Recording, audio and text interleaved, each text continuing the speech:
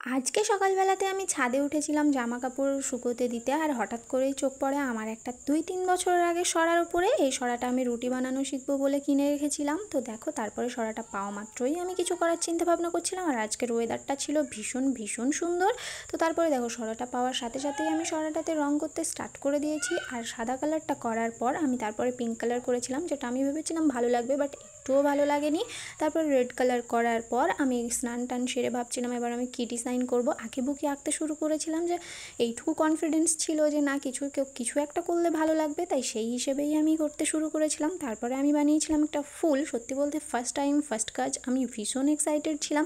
আর তার থেকে বড় কথা হলো এটা যে আমি তুলি দিয়ে কখনো এইভাবে মাটির জিনিসের ওপর রং করিনি। আর ভাইরে ভাই, ফাইনাল লুকটা দেখার পর আমার চোখ পুরো কপালে উঠে গেছিলো, তার কারণ আমার নিজের বিশ্বাস হচ্ছিল না ভাই আমি এটা করেছি। তো তোমাদের কেমন লাগছে অবশ্যই জানিও। আমার তো ভীষণ ভীষণ ভীষণ ভালো লাগছে। তো সবাই ভালো থেকো, বাই।